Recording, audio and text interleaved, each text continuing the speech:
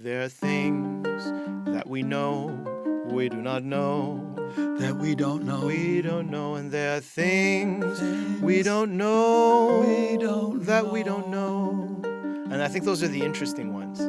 And it's so beautiful when you can have an experience which reveals a little bit more about yourself, which puts you eye to eye with your shadow, or what Jung referred to as our shadow, parts of our personality that don't necessarily want to be revealed, that don't want to be exposed. But there are ways of bringing it out, right? Absolutely. And it's not necessarily that they don't want to be revealed. It's just that we haven't had the right questions to get there yet. To ask ourselves the hard questions, which actually are the beautiful questions, which is why we are here, why we've had these issues, why we've had these challenges, why are we alive? And there's so much goodness to that if you ask the right questions. So a good question can reveal what we don't know. Is that right? What we don't know. So give me a good example of one of those questions that can reveal a little bit about ourselves, something that wasn't necessarily explicit. Well, let's begin with where we begin, which is our parents. Our parents have more impact upon us than anybody for a massive swath of our life and arguably all of our life.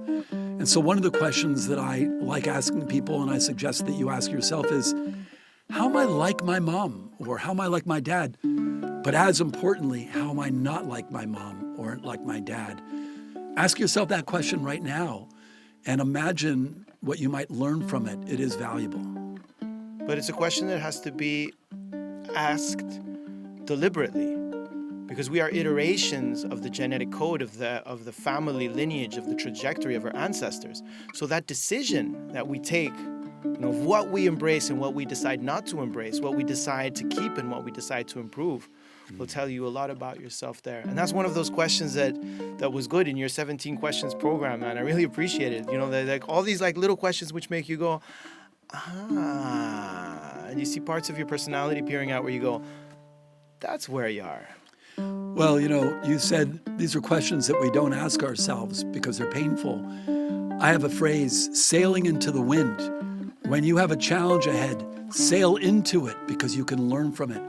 A hot stove will teach you a lot better than a hug, unfortunately, but I'll take all the hugs I can get. But these questions are painful only because they are forcing us to change, or rather evolve.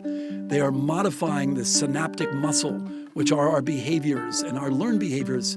But we have to ask ourselves those questions to figure out why we're here and what our gifts are and what we have to give to others so that we can experience the joy of our being on the planet. We are all here for a reason, and everything that happens to us, I believe, is here to teach us.